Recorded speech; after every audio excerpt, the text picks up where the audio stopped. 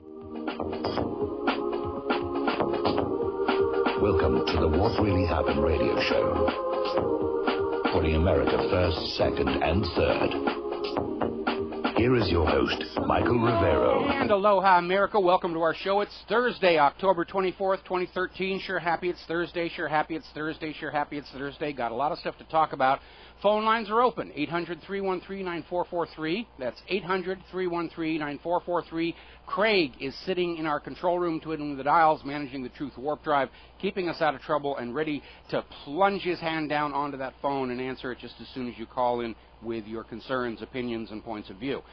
Before I get into the news, though, kind of a little personal anecdote. As you're probably aware, I was on Coast to Coast AM earlier this week, and yesterday my wife and I went down and did a little shopping at our local Safeway, and surprise, surprise, had the meat department manager, and then after that, the produce department manager come up and say, "You were the guy who was on Coast to Coast," which tells me that my audience demographic is definitely growing in the supermarket category. And I don't mean to trivialize it, and the only reason I'm mentioning it is because what this tells us is ordinary Americans are paying attention to what's going on in this country.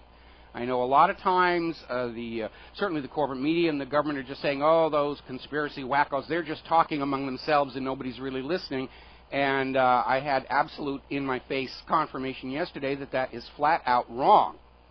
Because these are just ordinary Americans doing what they do, taking care of their families, and they are paying attention to what is going on. So I took that as a very, very positive sign, not just to feed my ego and my vanity, of which I have a fair share of, but it's a confirmation that regular, ordinary American citizens are paying attention to what's going on. They're very concerned about what's going on, and that is a very, very healthy sign.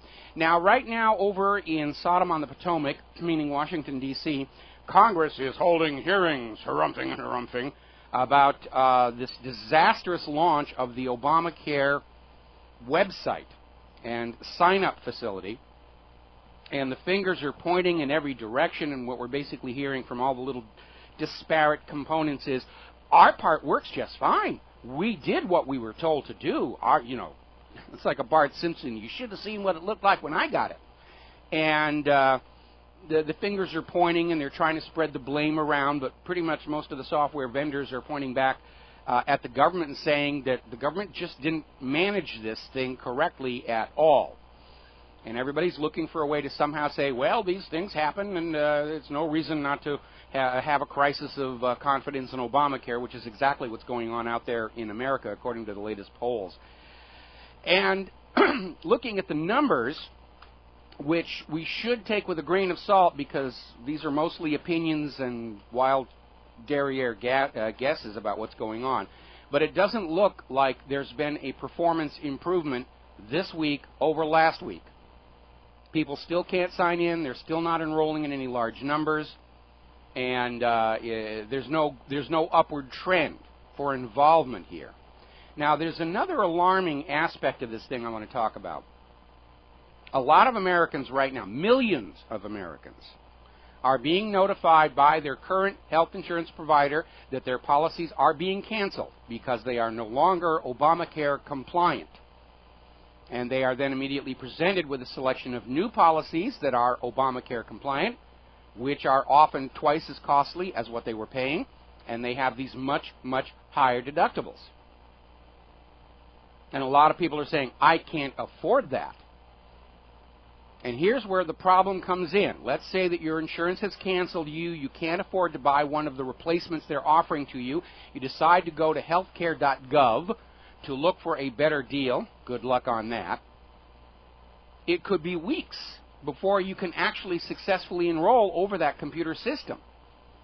And it may be weeks or months more before you get an actual policy in place, since the system is delivering garbage data to the insurance companies. Now, statistically, it is inevitable a lot of Americans who are in that gap between the cancellation of their current insurance policy and being able to successfully get a new policy through Obamacare are going to suffer a major medical catastrophe while they are uncovered. And this will destroy them. They'll be financially wiped out. Even though they've been paying for insurance, they've been playing by the rules, they've been doing what they were told to do, there is this gigantic gap in coverage that is being opened up by the failure of this computer system.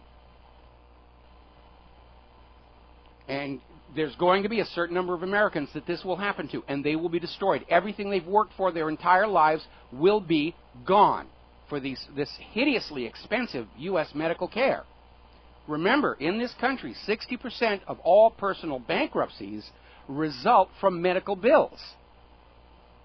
And I think Congress, if there's anybody from that grand old asylum for the aged and infirm listening to this show, ought to immediately fast-track a bill saying that your current health insurance cannot be canceled until you have a new policy in place to make sure the coverage is continuous. Because the way it's set up right now, people are getting kicked off their insurance. They can't get new insurance from the new system. They're wide open to something happening to them. Let's say that GMO tomato they have on their salad leaps up and bites their nose off or something. They're completely uncovered. Now, it's interesting watching the hearings, and they're still playing politics. They're all about finding scapegoats and assigning blame, and nobody's out there talking about actually finding a solution. In fact, they're trying to say, we don't really need to start over. It's not going to be 5 million lines. Everybody's making a big deal out of this thing. And I was looking at Henry Waxman, who was going on and on, trying to just somehow drop this onto the GOP. And it was going on and saying, well, the GOP was predicting doom and disaster, and this was not going to work, and we're having a few problems. But it's really nowhere near as bad as the Republicans were saying it was going to be, and therefore the Republicans are at fault here. It's pretty much of a reach, but we can see what's happening. The Democrats understand that a year from now, when we're coming up on those midterm elections, Obamacare is not going to be their flagship policy that they can campaign on. It is going to be the albatross hanging around their neck. And they're desperate to find some way to blame the Republicans for it. Because the reality is, for whatever reason the Republicans were calling for a one-year delay, they were doing the right thing. And Americans are seeing that. Now, in the Congress, a lot of Democrats are already starting to jump ship and say that they're willing to go along with a delay for the implementation of Obamacare until March 31st. Which, I'll tell you right now, from looking at this software system, it won't be ready to go on March 31st either. April Fools, not working yet. Meanwhile, Judge Napolitano is out there going along with this, talking about this new lawsuit that's the federal judge has allowed to move forward, that the IRS has been violating the provisions of the Obamacare law. And Judge Napolitano is saying, when this goes to trial, the IRS will lose this case. This could result in injunctions that could lock up the entire Obamacare program, and that will be a problem for all those Americans whose current insurance policies are being canceled. There's going to be a huge mess out there because people who have had and paid for coverage all along are all of a sudden being kicked off. Their next major medical emergency will destroy their lives. But it's a small price to pay to get these tax revenues flowing to lure new lenders for the U.S. government. That's what's going on here. Apparently, there are now an estimated 700 what are called cyber squatters, taking advantage of all the confusion and difficulty with healthcare.gov. These are people who are setting up websites that look the same. Their URL is similar, or it's a misspelling that people will type in on a common basis. That's a very common way to hijack a site. In fact, people were setting up websites with misspellings of my website that led to porn and everything like that. And it's a huge problem. We've got to take a break for commercials. We will be right back. Aloha, America. Welcome back to the show. And we're talking about cyber squatters. And this is actually an old technique where somebody will find a popular website and they'll register a domain that is a slight misspelling of it and then put something else there so that people who are trying to go to site A they hit a typing mistake, and they wind up being sucked into something else. For a while, somebody was running a porn site that was one letter away from whatreallyhappened.com. So it happens a lot. And now apparently hackers, criminals, are taking advantage of all the confusion over healthcare.gov, and they're setting up all these, apparently some 700 of these websites. And I know what's going on. People can't get into healthcare.gov. They make a typing mistake, and all of a sudden it looks like they're in, and they proceed to immediately start giving all their personal information, banking information to these cyber criminals. Apparently the cyber squatter websites are running much better than the official government version. Maybe we should get these hackers and give them the contract to set this up. It could hardly be any worse than what the U.S. government has done. Somebody put up a very funny video, online chat help with healthcare.gov, and when I first watched the video, I thought, oh, it's The Onion, it's a satire, it's a joke, but apparently no. They actually transcribed onto the video an actual chat with healthcare.gov that went absolutely nowhere. And it's just an illustration of what an absolute flustercluck this whole system has turned into be here. Former Obama chief of staff is saying the Obamacare rollout is a big embarrassment. That's like saying the Titanic hit a little ice, or the Hindenburg had a small problem with a lit match. It is a disaster. It's far more than an embarrassment. It's destroyed the credibility of the Obama administration to actually accomplish anything useful for the American people. Now, on whatreallyhappened.com, we have a link, and the exact headline says, DHHS link with Obamacare premium prices in every U.S. county. One of the big complaints about healthcare.gov is that you have to sign up and give all your information, and only then are you shown the prices of the insurance policies you will be offered. And a lot of people are hitting opt-out at that point. By following this link, and it's on the front page of whatreallyhappened.com, you will get the actual data table for Obamacare premium prices, and you can search down to your state and see what they're expecting you to pay. Now, this list does not include the deductibles, which is another factor you have to look at. But you can look at the prices before you even bother trying to sign up. And it's hideously expensive. And originally they were talking about, oh, health care will be affordable for everybody. Then everybody said, no, the prices are going up. And Nancy Pelosi was saying, we didn't say the prices weren't going to go up. But they're not going up as much as they might have been without Obamacare. So you should be grateful we're doing this to you. Boy. Another company has gone out of business voluntarily over Obamacare. Apparently, the Fox 28 was interviewing the owners of the Bonnie Doon Ice Cream Factory, and said basically on top of rising production costs and declining economy and everything, the straw that broke their camel's back is the anticipated cost of the Affordable Care Act. This thing is damaging our economy. And it's another example of the government doing something that is bad for the nation solely to try and grab immediately some new tax revenues to float their little Ponzi scheme monetary policy along a little bit.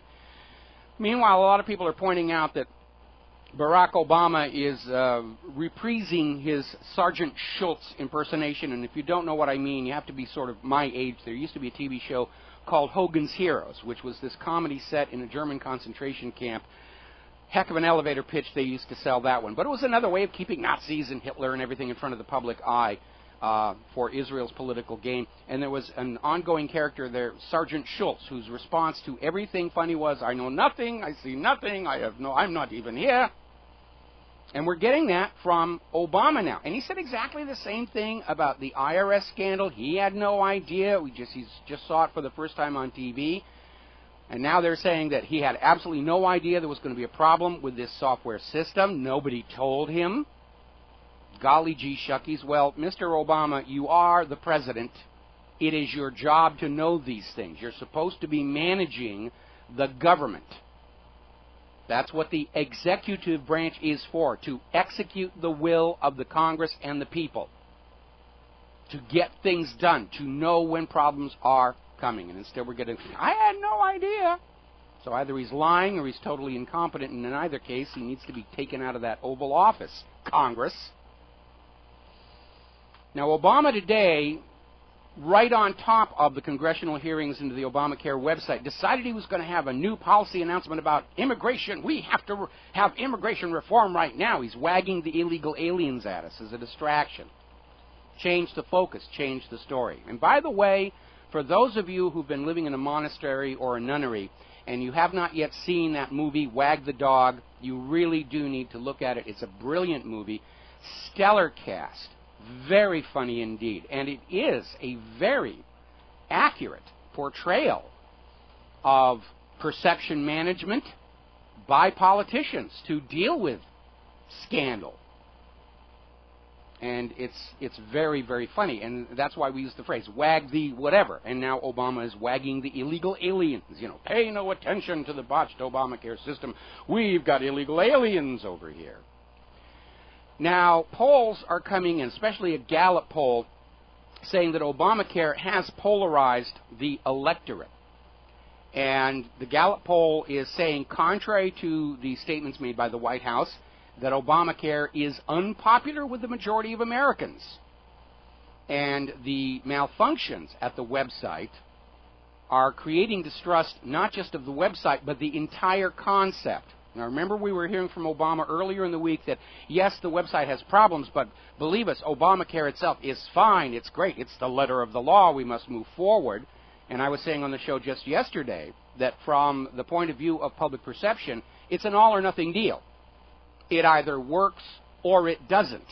And it doesn't work. And the Gallup poll is basically reinforcing that. Americans are dubious about the entire Obamacare system itself, because of the obvious displayed problems. Speaking of polls, another one that came out here, Washington Post ABC News poll saying that 78%, almost 4 out of every 5 Americans, did not miss the federal government during the shutdown. Life went on. The world did not end. The nation did not collapse. Personally, I would have preferred keeping the museums and national parks open and shutting down the military, the NSA, the CIA, the FBI, Congress, and the White House, because I don't think anybody would have missed those. But they were deliberately targeting for shutdown those things the American people want and in many cases need. Food stamp, payments to veterans. They were trying to punish us for refusing to go along with plunging future generations deeper into debt to keep that little Ponzi scheme going here. Now, yesterday we were talking about this story where Saudi Arabia is coming to loggerheads with the United States, ostensibly over the policies in Syria and Iran. And I was pointing out yesterday, because of the deep financial ties related to the petrodollar, that Saudi Arabia seemed to be taking an incredible chance getting into an argument with the United States over Iran and especially Syria, and that probably this story was just for public consumption and something else was going on related to money and Saudi Arabia's lack of confidence that the U.S. government is ever going to get its debt house or economy back in order. And as it turns out, this does seem to be the case. There's been a new development in the story. When we come back from these commercials, I will further elucidate. We'll be right back. And aloha, America. Welcome back to our show here. And we're talking about the recent kerfuffle where Saudi Arabia and the United States are looking at actually breaking off diplomatic relations. And we are being told, or were being told, that this was all about Saudi Arabia being very angry with the United States that we did not go in and invade Syria, and are so far unable to justify invading Iran. And it just didn't make a lot of sense, because under the petrodollar deal, Saudi Arabia agrees to sell their oil only for U.S. dollars, and they invest much of that money in the U.S. economy. Estimates are running somewhere between $400 and $800 billion of investment in this country is Saudi Arabia, including large amounts of treasury bonds, of course, which basically in a way means the U.S. government is selling the slave labor of your children to the Saudis. That's what a T-bond does. That's what backs up the treasury bond, future slave labor of Americans, where work product is taken away from them and nothing is given back. That's basically what that deal is all about here. And it really didn't make sense to me, because if the U.S. and Saudi Arabia get into a hostile relationship, it allows the U.S. to say, aha, we're going to freeze Saudi Arabia's assets in this country. We don't have to give that money back. So I think something else was going on. And the story that's emerging today is that China is now importing more oil from Saudi Arabia than the United States is. And what I think is going on is that China and Saudi Arabia are moving closer together, and that China wants to purchase oil from Saudi Arabia for the yuan. And this is very attractive to the Saudis, because the yuan is a much more stable and reliable currency than the U.S. dollar is right now. And they don't want to have to go through the dollar, where the U.S. is getting a piece of the action of all of that oil revenue. And so I think what's really going on is that Saudi Arabia is getting ready to walk away from the petrodollar deal, which would be a major hammer blow against the United States of America. And I think that's the reason why all of a sudden, all over the independent media, we're starting to see all these stories about Prince Bandar. You know, he's a bad guy. They're terrible people. They're even trying to bring back this idea that the Saudis were behind 9/11, which was an idea they were selling almost immediately as soon as 9/11 was over. And I think that's what's really going on here, because the yuan is a stable currency, and the Saudis can turn around, send those yuans back to China, and get good manufactured products, which the U.S. doesn't really have any longer. Even our weapons systems are proving to be costly duds, F-22, F-35, and so forth. And I think that's really what's on the horizon here. Saudi Arabia is going to walk away from the petrodollar deal, and when they do it, so will all the other oil-producing nations. And that will be it for the dollar. There will be no foreign demand for the dollar if they don't have to get dollars to buy oil from the Middle East, and I think that's what's on the horizon. So now the United States has to gin up some way to justify invading Saudi Arabia, because that's the agenda behind all these wars into Iraq, into Syria, into Iran, is to continue to force these countries to sell their oil only for U.S. dollars. The reason they went into Libya. Libya wanted to sell their oil for the Libyan gold dinar.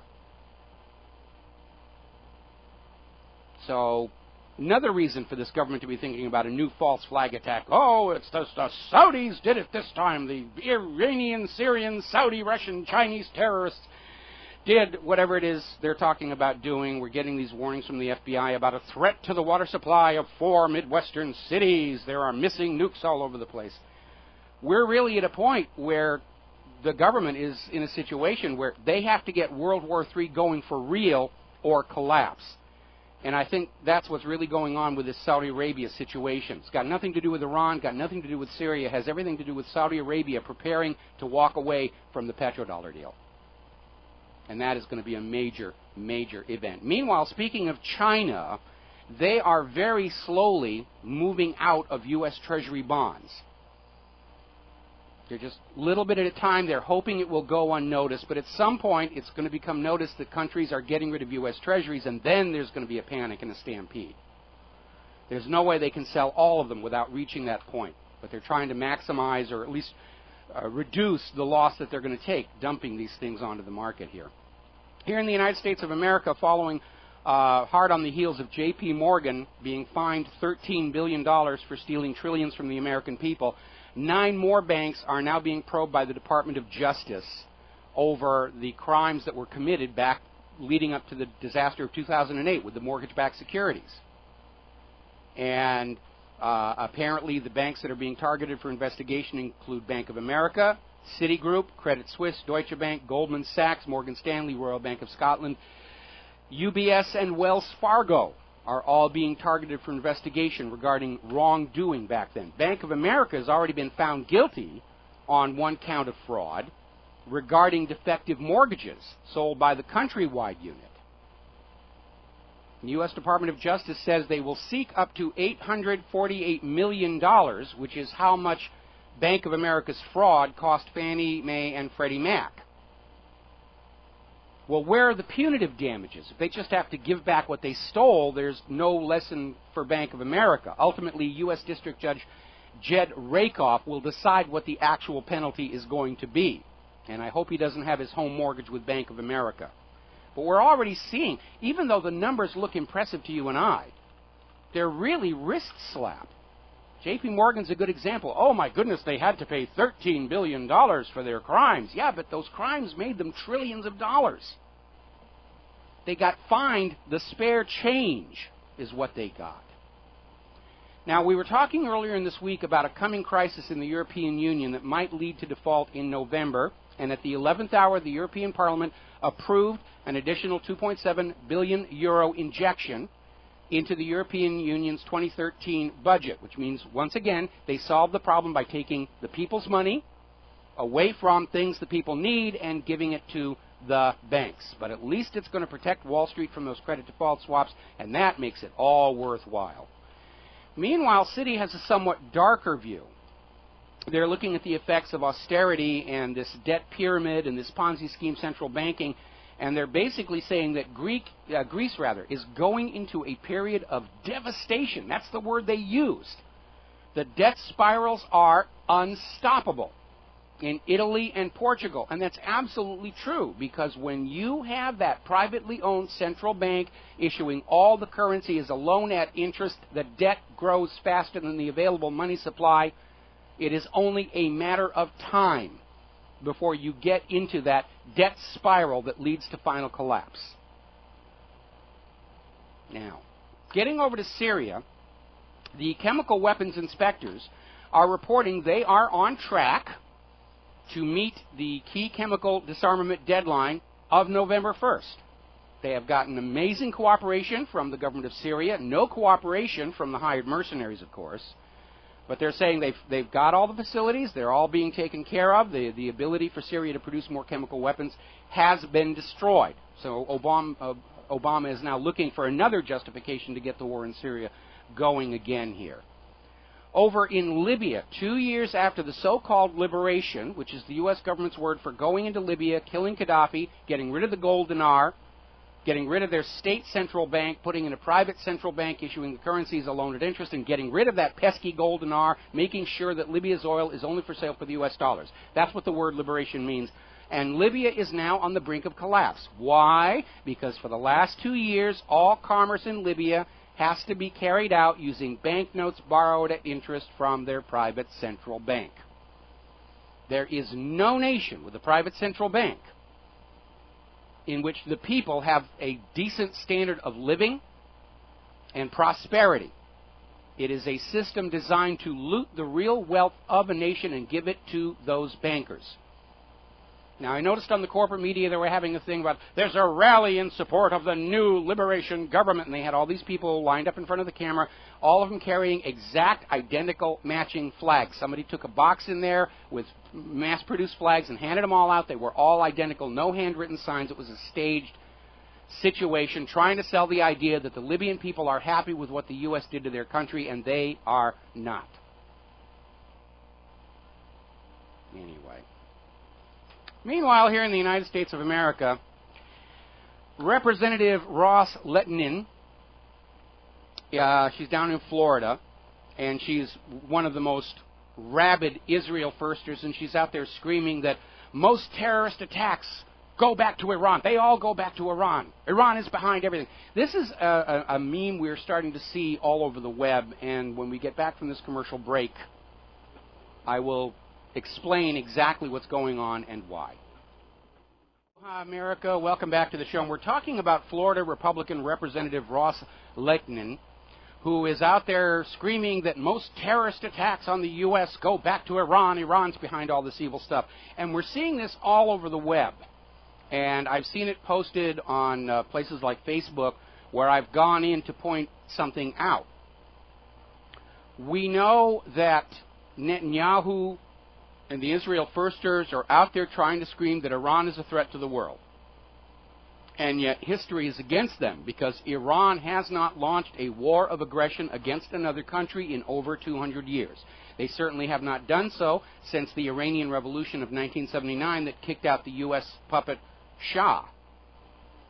And people are saying Iran does not have a history of belligerency. So Israel's latest propaganda tactic is to say, well, Iran may be acting like they're peaceful for 200 years, but really, behind the scenes, hidden, they're the source of all evil and terror in the world. And Ross Lettinen was trying to say, Iran was behind the bombing of the Marine barracks in Beirut that killed 241 servicemen.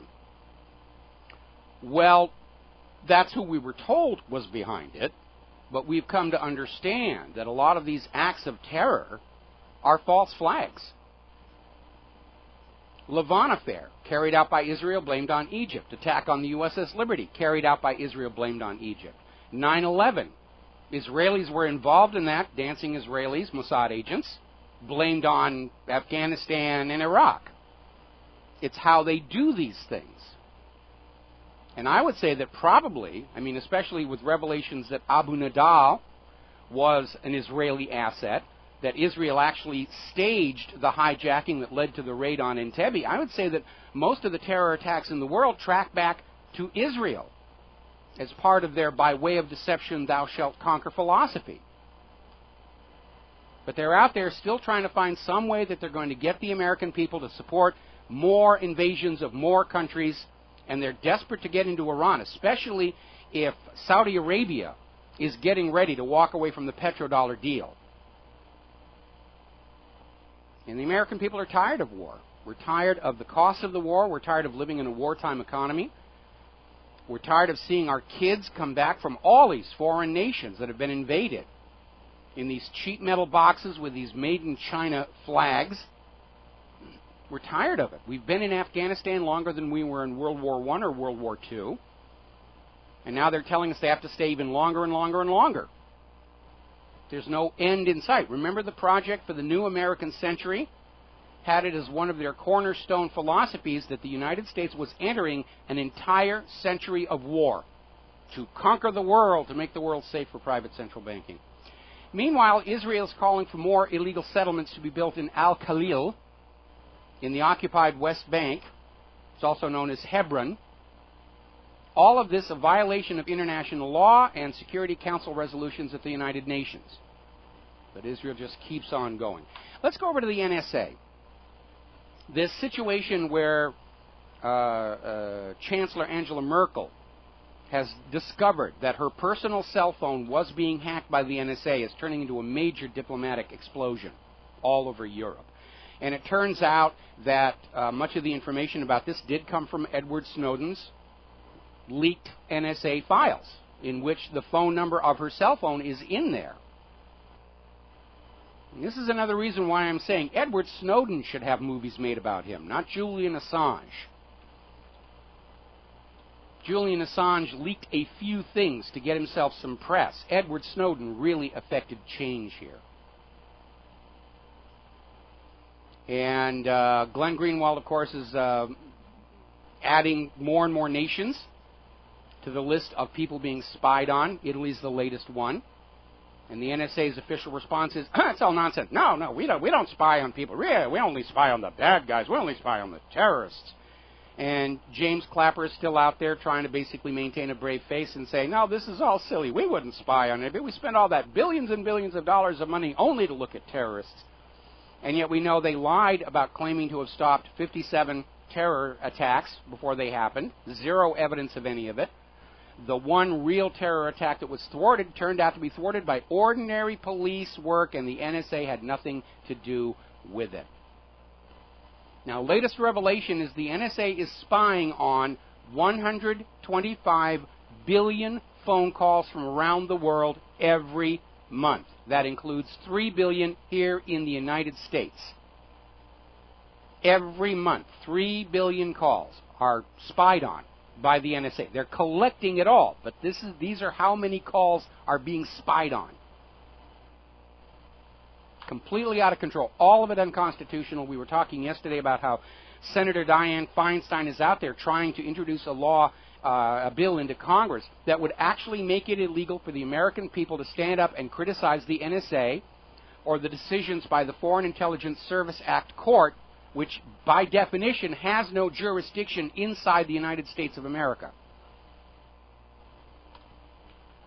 Fastest way to bring down a dictatorship is to make them act like it, where everybody can see it, and that's where we are right now with all this spying.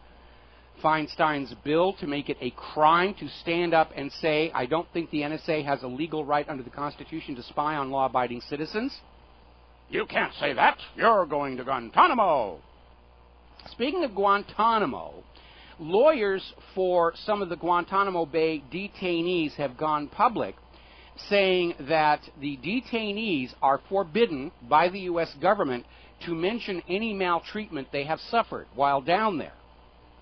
Going into this kangaroo court military tribunal, they cannot go in there and refute their confessions by saying, I was tortured into saying that I shot down Santa Claus. And that, of course, is the key element of all their defense. They were tortured into saying, yes, I did X, Y, Z. And now the U.S. government is saying they can't go into this kangaroo court and say the confession was extracted under torture and I hereby rescind it. And the U.S. government is saying detainees cannot talk about it. They cannot file complaints under the UN Convention Against Torture because the torture is all classified. You're not allowed to complain to the United Nations about how we treat you. That's national security. Down in Arizona, there's been another story about how a law-abiding citizen with a legal concealed carry gun stopped a possible mass shooting. It was a man with a rifle, looked like he was going to go on a rampage. There was a citizen there carrying a concealed weapon, just put him down. Not going to see that getting headlines in the corporate media. They're pushing this gun control agenda yet again. They don't want to hear about people with guns stopping crime. They only want to get the bloody, rampaging, SSRI brain-melted kooks out there. Now, we were talking the other day about how police out in California had shot a 13-year-old boy who was carrying a toy rifle. And now witnesses have come forward to say that even after this boy was lying on the ground, and he died on the spot, by the way, the cops continued shooting him. Just stood over him and pumped another 6 bullets into this kid. Now, the police are saying, well, these toy rifles, they look so realistic. We had no way of knowing what was going on. We told him to drop it, and he refused to comply with this. Now, there's a little interesting thing you need to keep in mind. Under U.S. law, those airsoft rifles that do look very realistic, that's their selling point, they are required by law to have the barrel painted bright orange to signify this is a toy. It's a plastic simulated gun. It is not real. So the police don't have this excuse of saying we thought it was a real gun. That orange stripe is there for the benefit of the police to know that they're just dealing with a kid who's got a toy. The police are also saying, well, his back was to us, so we didn't know how young he was. Completely out of control. Now, the corporate media is making a big deal about this horrible tragedy at Danvers High School. We're going to talk about that when we come back from Phyllis Schlafly and some commercials, because there is, as always, one question the corporate media will not ask about what's going on. We'll be right back. And aloha, my goodness, I need to replace this equipment. Aloha, welcome back to our show, hour number 2. Quick little note, I forgot to mention this at the top of the show. In our third hour today, Brandon Turbeville of Activist Post will be joining us to talk about Syria and Egypt and what's going on over there.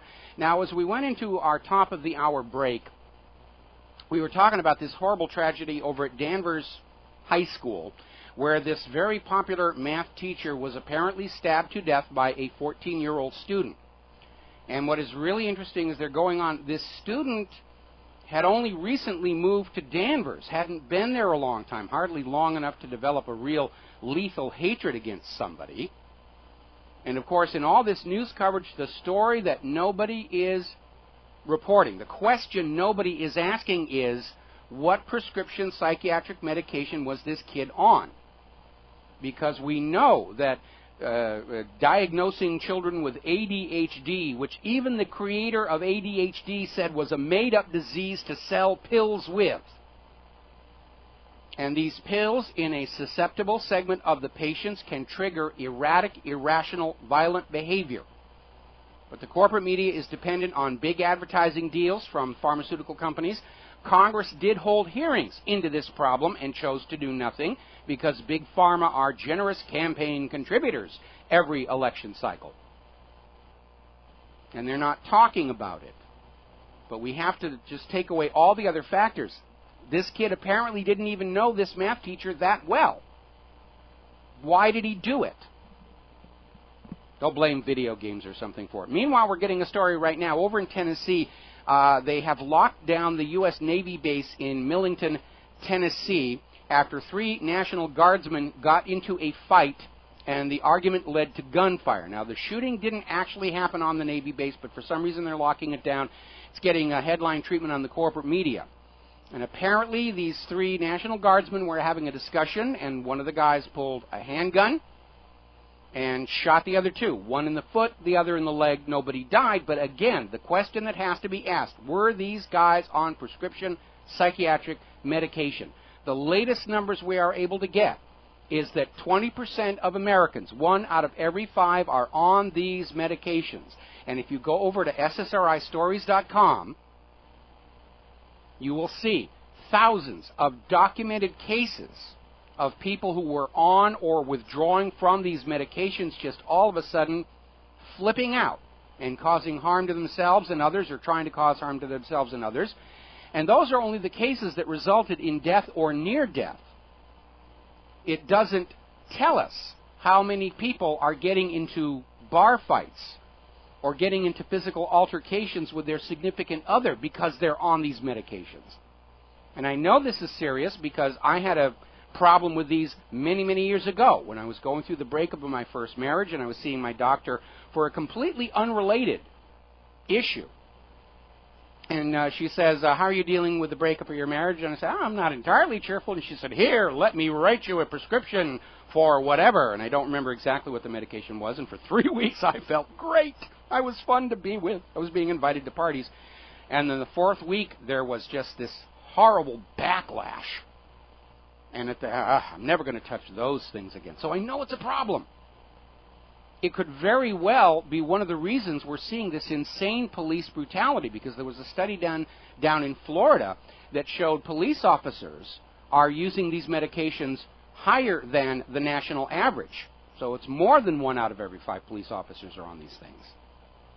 And it's a major issue, and nobody wants to look at it in the corporate media. Nobody wants to look at it in the government because those pharmaceutical companies, they're such generous advertisers and campaign supporters. We can't upset them.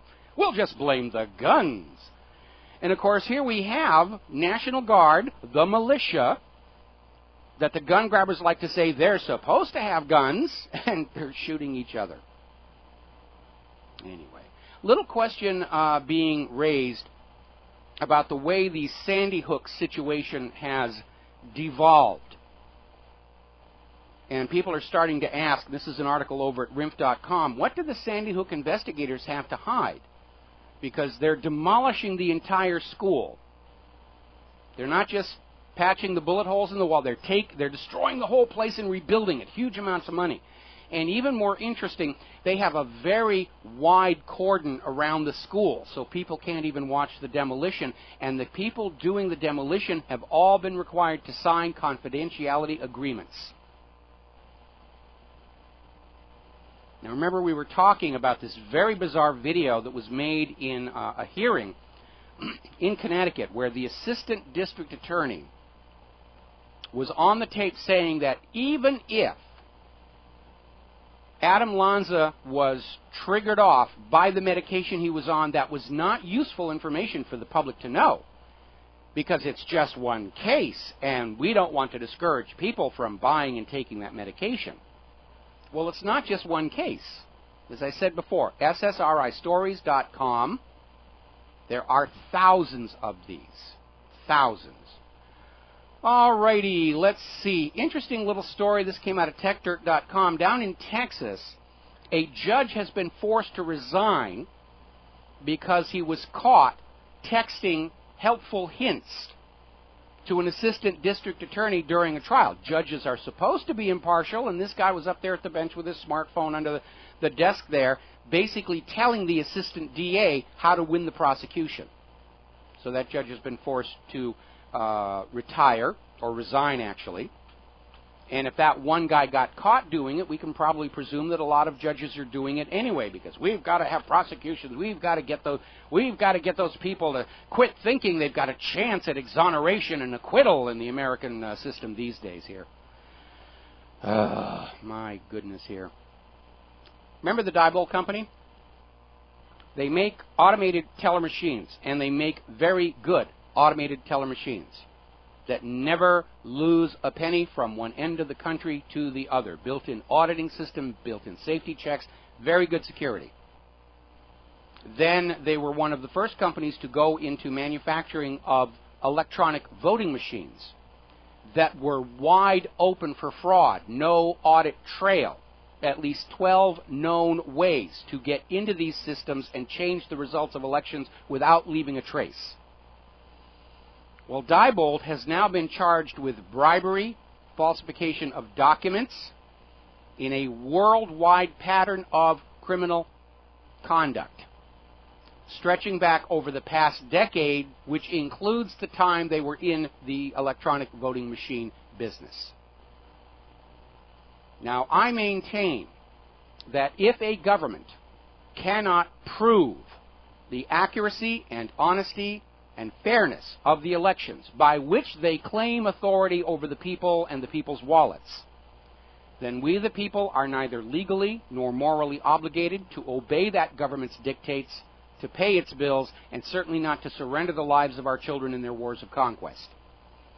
We are in a nation where we do not actually know for a fact who wins elections. I mean, if you go back and you look at 2008 and 2012, at the obvious, heavy-handed means that were used to prevent Ron Paul from getting anywhere in that election, despite his huge, huge popular support.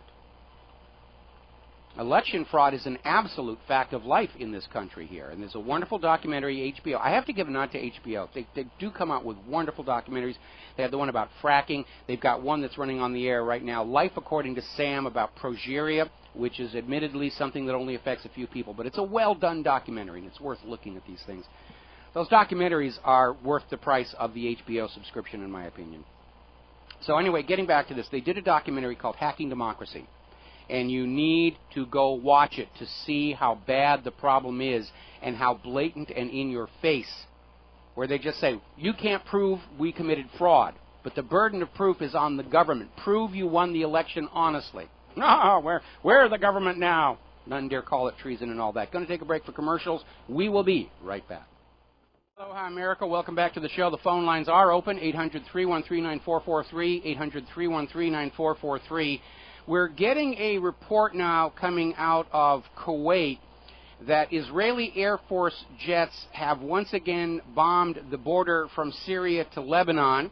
Israel is claiming they were doing it to destroy missiles being sent from Syria to Hezbollah to use against Israel. I'm sure that the Syrian government has more important things to be doing with their missiles than giving them away to Hezbollah. And as a matter of fact, weapons experts are saying that they seriously doubt the story, and this is just Israel trying to provoke conflict in the region to start more wars for the U.S. to come in and clean up here. Now, up in Seattle, very bizarre story. We have been talking about the concept of eminent domain. This is a principle under U.S. law where if the U.S. government or even local governments need a particular piece of property for the public good, that they will come in and basically force the owner to sell, usually at a discounted price, and use it for whatever they're going to do. We have started seeing abuses of that principle, where it used to be they would take your land for a highway or a public building, and lately we have seen eminent domain being abused where there'll be this nice piece of property in an ideal location, and they will take it and turn it over to developers to put up a shopping mall on it because the shopping mall will generate more tax revenue, which is not what eminent domain was supposed to be for, but it's being used. Now we're getting this very bizarre story where the Seattle City Council voted unanimously earlier this week to use eminent domain to force this 103-year-old owner of a parking lot to sell it to the city of Seattle so they can turn it into a parking lot. That makes an incredible amount of sense, don't you think? Well, what it really comes down to is the city of Seattle wants to get the parking meter money. Don't let the legitimate owner of the parking lot get that money. No, Seattle, we've got to get that money now. And it's another indication of how governments have become so desperate for money. Law, morality, ethics, all out the window. All considerations for society fall before the need for additional income here.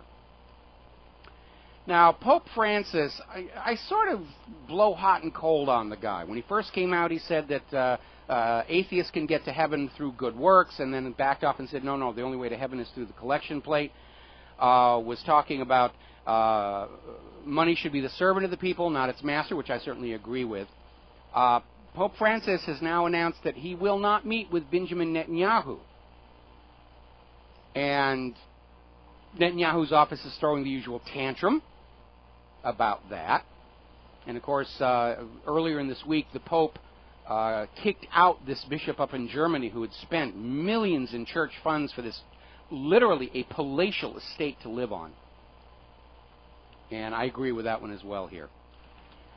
Now then, let's see. The New York Times intensifies its rhetorical attacks against Russia. There's a lot of Russia bashing going on. They're seizing on every little foible or difference in our societies to say Russia's bad and we're good.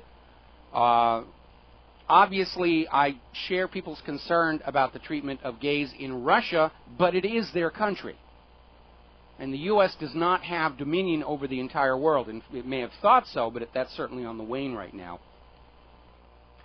But I think what it comes down to is that for this war to force the world back onto Bretton Woods, to force the world to go on using the dollar for all international trade, banking, and commerce, will inevitably bring us into war with Russia and China, and especially if the Saudis are, in fact, going to walk away from the petrodollar deal and start selling their oil directly to China for the Chinese yuan.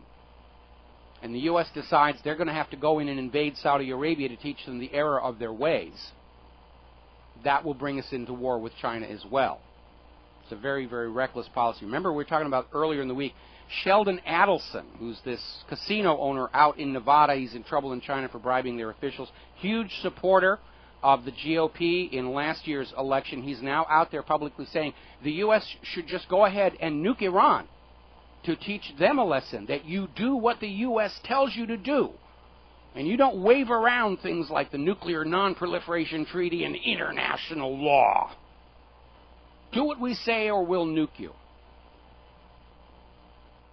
And that is just how hysterical they're getting, trying to get this thing going. All right, we're going to grab a phone call here. Steve in Vancouver. Aloha, Steve. Welcome to the show. What's on your mind?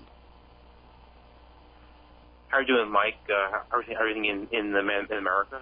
Up there in Canada, chilling out with the Vancouver Canucks, and it's pretty interesting. Well, Canada's a lovely, lovely place. When my wife and I were living in Washington State, we used to drive up into Vancouver all the time.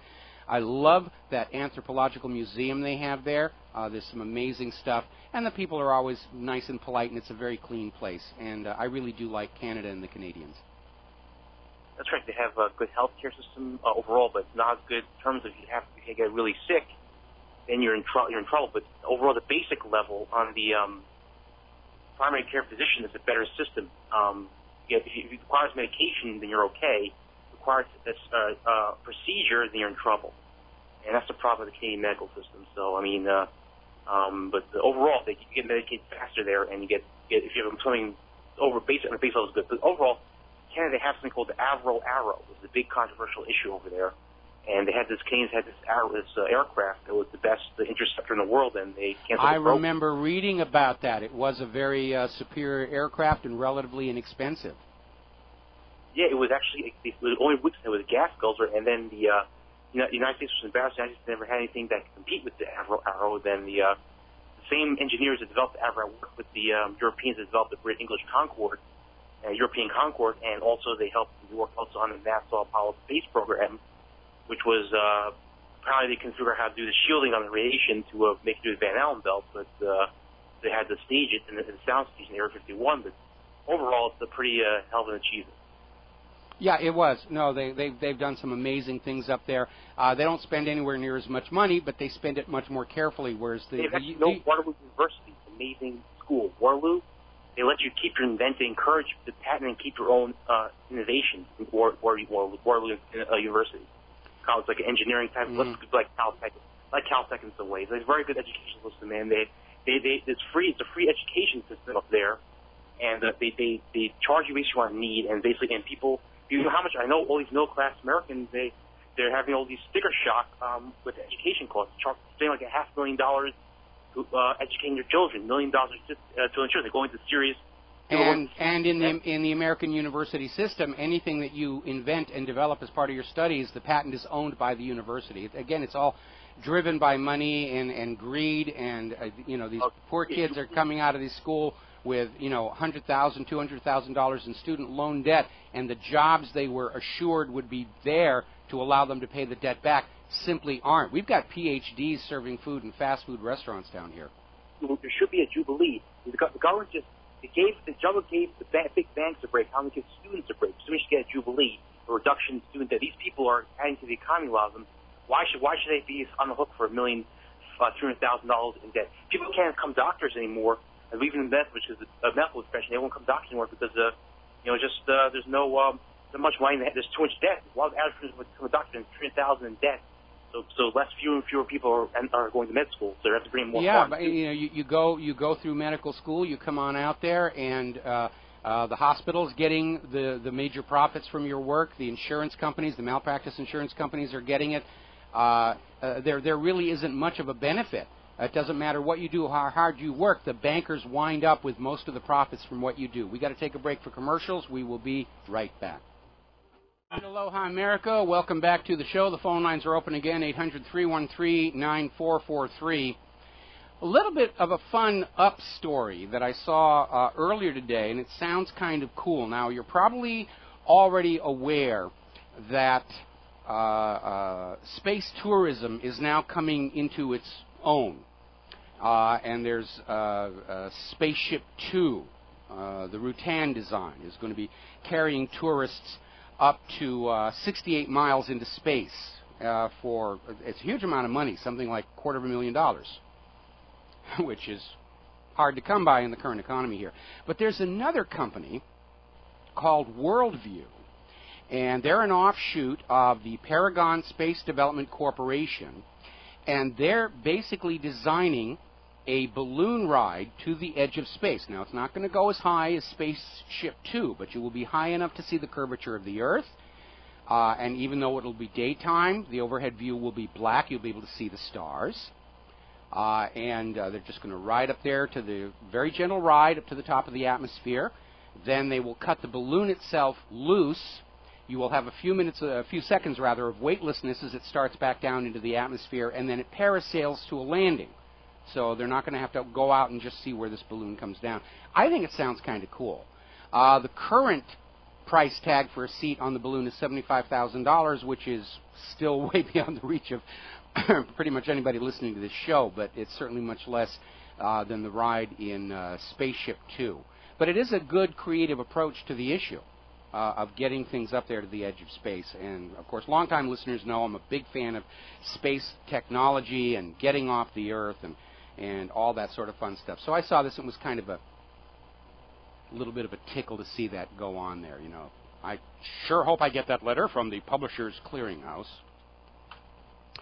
Now then, very interesting story. We talk about military waste and how the government will spend all this money on stuff and then it's just handled badly. We were talking about these two underway support ships that were built at a cost of $300 million, and then immediately, before they were even put into service, they were sent to the scrapyard. Just incredible amounts of waste.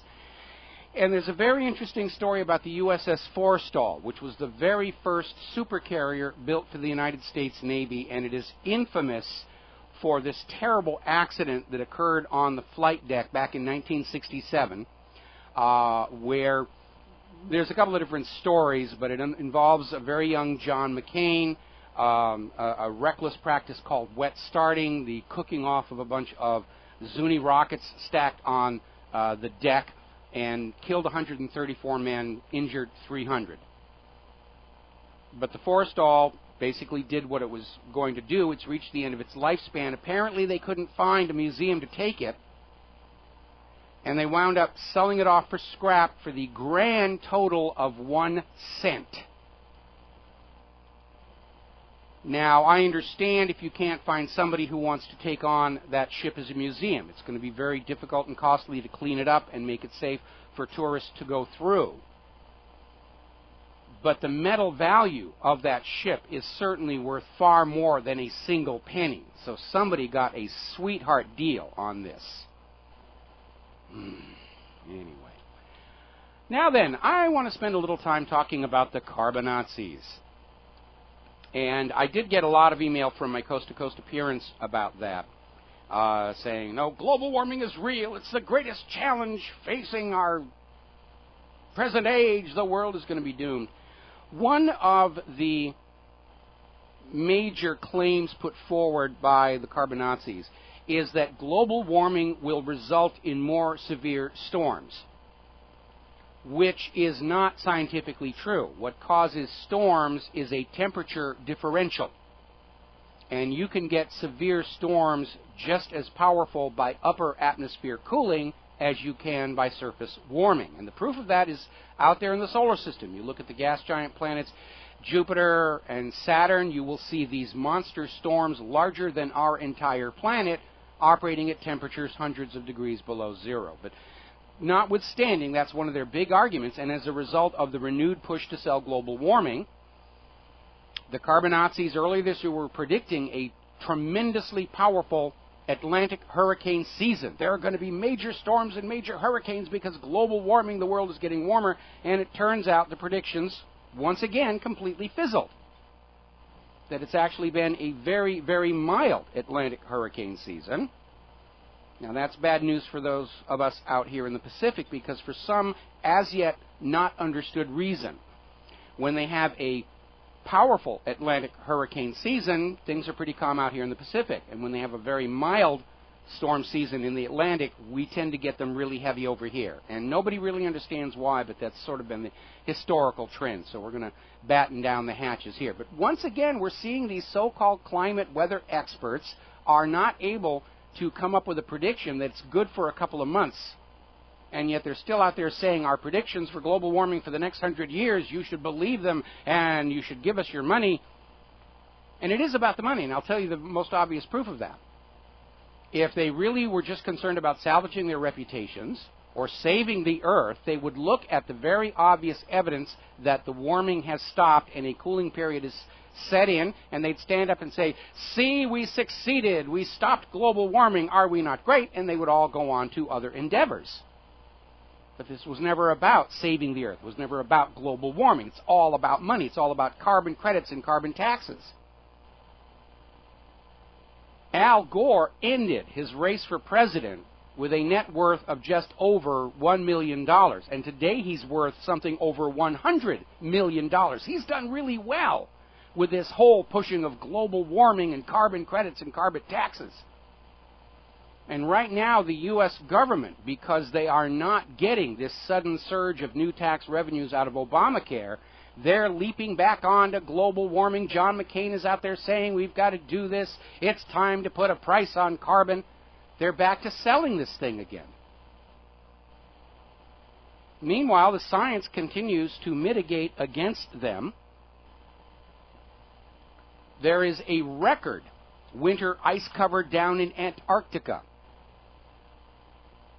The ice in Antarctica this winter, which they're just now coming out of, has grown to the largest extent since satellite records began in the late 1970s, defying all the climate models. And they're moaning, this is just going to confuse the global warming debate. No, what it's going to do is derail the global warming hoax. So Antarctica has more ice now than it's had at any time since they started monitoring the size of the ice with satellites back in the 1970s. Now, there's another story coming out of Stephen Goddard's blog. The NSIDC, which is another one of these monitoring institutions, has changed the definitions that they use regarding ice buildup in order to try and hide the fact that there's been an increase in ice at the Arctic ice caps. Remember back in the 1990s, it was hide the decline. Now it's hide the increase. This is not science driving public policy. It is public policy trying to drive the science here. Another story that we're getting out of here from ArsTechnica.com. U.S. carbon emissions hit the lowest level since 1994 despite the economic growth. So the carbon dioxide is decreasing. Now, it is rather inappropriate for them to relate this to economic growth because, remember, economic growth means increase in total aggregate debt. The growth of the U.S. economy does not necessarily mean a growth in productivity. It simply means a growth in debt. And as our industry shuts down and people are having to borrow more just to survive, yeah, the economy's growing, but it's not productive. And so I'm not at all surprised carbon emissions have gone into a decline here. We're going to grab a phone call. Tom in Texas, aloha. Tom, welcome to the show. I may have to take you across the commercial break. What's on your mind? Aloha, Brother Mike. I just wanted to talk to you about the DHS and the TSA and all these people. You know, they're working for the government. Maybe it's not really a suppression, but these guys think they're going to get a good retirement check and all this and all that. Mm-hmm. And I don't think that's going to happen, man. You know, they're we know that one of the heroic measures the U.S. government was taking to try and stay below its mandated debt ceiling over the last several months was to stop the payments into the federal workers' pension plan. So they're already cheating their own workers, and I think, you know, even in this amazing miracle where the federal government continues for another 10 or 20 years, the pension's being defunded as we speak. So no, they're not going to get pensions. We got to take a break for commercials here right now. Tom, stay on the line. I'm going to come back to you after these words from our sponsors. Aloha, America. Welcome back to our show. We're still talking with Tom in Texas, and I'm in agreement with you that probably all of these workers, and remember, a lot of them are contractors. They're not directly employed by the federal government. They are employed by companies that have received these contracts to take care of security at the various airport gates and swab our luggage and grope our crotches and drop and smash our laptops. But you're right. They're probably not going to wind up getting any kind of a significant pension, given that this government is going broke rapidly, and they're not going to get a lot of sympathy from their fellow Americans. I can imagine, you know, crotch grabber for the TSA is not exactly going to dress up a resume. Well, you know, the thing of it is, what are they going to do once they're dropped? They're dropped. Well, like I said, what do you do for a job then? I'm sorry, go ahead. And I said, it's like I said, if that's on your resume, who's going to hire you to do anything really useful? And exactly. They're certainly in a dead-end career track. They're probably dreaming they're going to become, you know, executives in the crotch-grabbing company. But I would say that when the big kaboing happens, that probably all the security stuff is going to go away because the American people understand it didn't really keep them safe. It was all part of the theater to make us think there was a threat out there which justified bombing of all these other countries. One of my nightmares, I mean, for these people, I'm not worried about myself because I'm okay, but they probably told them, oh, you're going to get a good retirement, you're going to get this, you got good health insurance, yada, yada, yada. Just wait for about 2.5 years. They ain't going to have anything, man. Mm-hmm. They're not going to have anything. No, they're going to be out there among the various homeless populations again because, you know, where do you go from there in terms of employment? May I interrupt, sir? Sure. May I interrupt? So I'm trying to get into their mind that they think they're going to help us wreck the company or the country, the company, the country, whatever. They're part of the problem. And they think they're going to benefit from it, but they're not. They're going to be trashed off. They're going to be thrown out like garbage. Absolutely agree. Absolutely agree. Okay, well, thank you, Brother Mike. Okay, and we're going to switch over to Michael in North Carolina. Aloha, Michael. Welcome to the show. What's on your mind? Hey, aloha, Mike. Just one real quick thing I noticed this week, which had me me in stitches is the guy that calls into you that has very specific viewpoints, but when you add your commentary, he'll always admonish you for interrupting. I just find that funny. He's calling into your show and admonishing you for interrupting. Well, you know, people who call into this show with an agenda, either they're working for a public relations firm or they're working for somebody's government here, and they're just desperate to get their idea out on the air, especially if their task is to present information on the show that can be used to sort of ridicule the entire program. And they want to get it out there, and they get very unhappy when I cut them off because obviously if they don't succeed in getting the nonsense out there, they don't get their paycheck. Well, if I don't want to be interrupted, Mike, I'd start my own show. That's always my advice to them. You know, the internet is available to all. Start your own blog, start your own radio show, and just do what I did. And the only reason I have the focus I have now is I've been doing this for pretty much 20 years now. And during the first 5 or 10 years, nobody knew who I was. But you just keep doing the work, and over time, I have built up an audience. I've built up a reputation of being correct most of the time, not every time. I do make mistakes. But people want to call in and just sort of use my radio show and my blog as a forum for whatever they're being paid to promote, and I'm going to be less than polite with them. That's all I'm going to say. Yeah, Mike, I also, just a quick note, I've literally had 3 or 4 people mention your Coast to Coast appearance. 3 or 4 people have said to me, who was that guy? And I replied immediately, that's Mike Rivero. I don't know, but he left a silver bullet. Yeah. Hey, real quick on the Kennedy assassination, coming up on the 50th, I routinely have a file that I haul out at the anniversary every year, and was digging through the Warren Commission report and found something that I had forgot about that was pretty poignant, and that's the murder of J.D. Tippit. Yes. So Oswald just killed the president, supposedly. He goes back to his rooming house. He comes out and supposedly has a .38 Special revolver. 6 cartridges fit in that .38 Special. So allegedly, he rolls up to J.D. Tippit, or I should say J.D. Tippit rolls up to him for no apparent reason.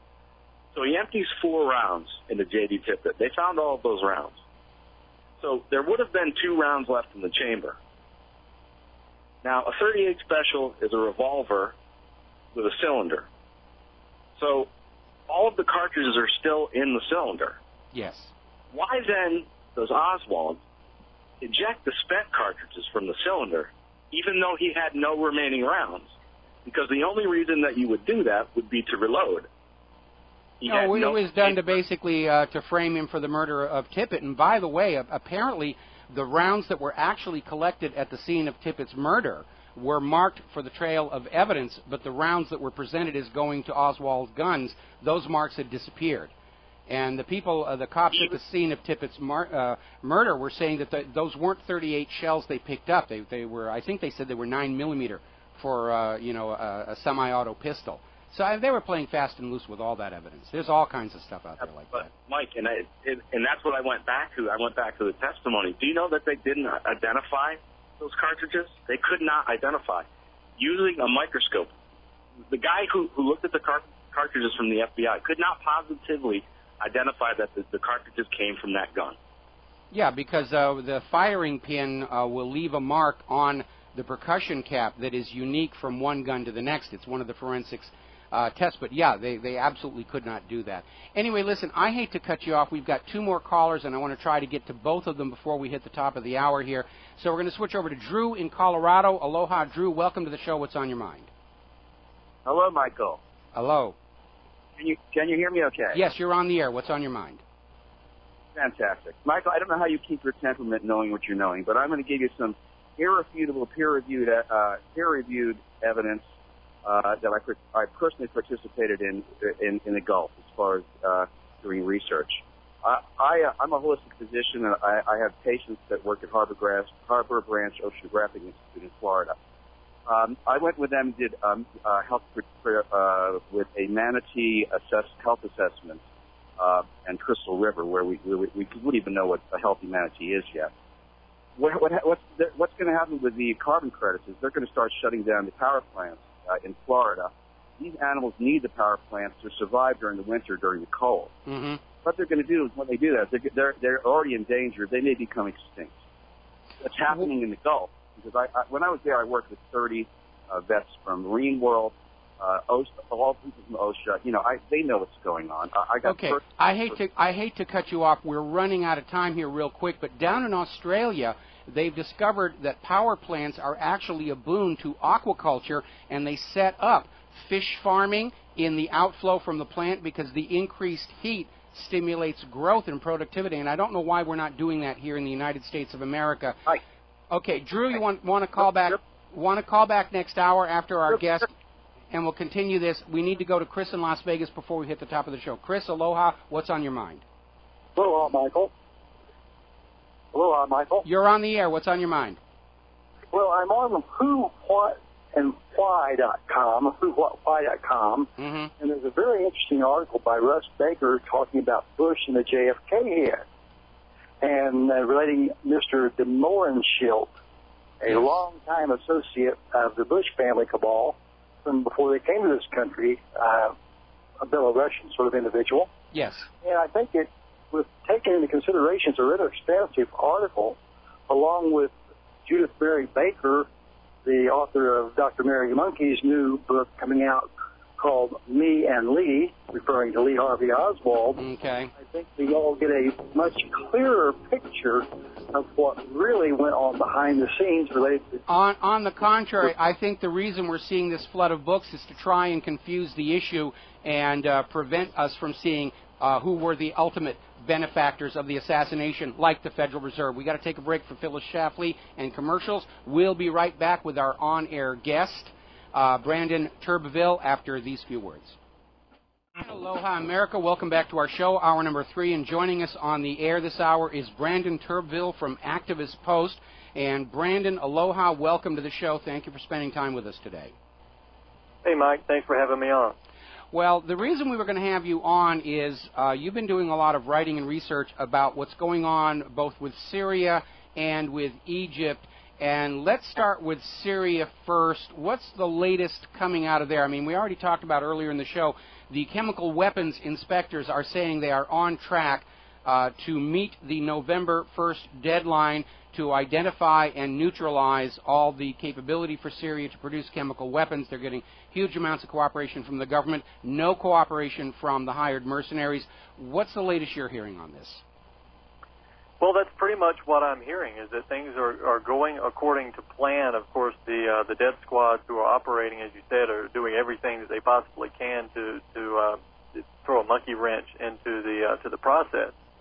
That doesn't seem to be working at this time, though. I mean, everything is going to schedule. The chemical weapons are supposed to be moved soon and then destroyed. Of course, what's concerning, though, is that there is some, we've had these situations where chemical weapons were originally the ridiculous red line that we were hearing about from Obama and Skull and Bones, John Kerry. And then we started to see these false flag operations, these chemical weapons attacks that took place in Khan al-Assal and in Ghouta most recently in August, and they got bigger each time. And this was all used as a ploy to drum up support for military action against Syria.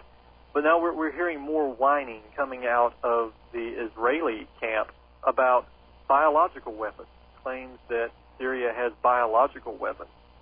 And this may or may not be the case. There is evidence that they do, and there's also evidence that they don't. That has to be looked at further. But of course, Israel has its own biological weapons. Many countries have their biological weapons. We're talking about things like diseases, right? Like smallpox weapons that could be used and blown up. So, one would hope that this new banter about biological weapons and chemical weapons, there's a difference, are the only things that are really being discussed and taken care of right now with the current agreement, that the new talk of biological weapons does not proceed to turn into a biological weapon false flag, and that's a concern. because this is the trend that we've seen. We've seen talks of atrocities, and then we've seen atrocities perpetrated by the death squads and then blamed on Assad. We've heard talk about chemical weapons. We've seen chemical weapons attacks perpetrated by the death squads and then blamed on Assad. We're starting to see a pattern unfolding here. So one hopes that this biological weapons line is something that's abandoned fairly soon.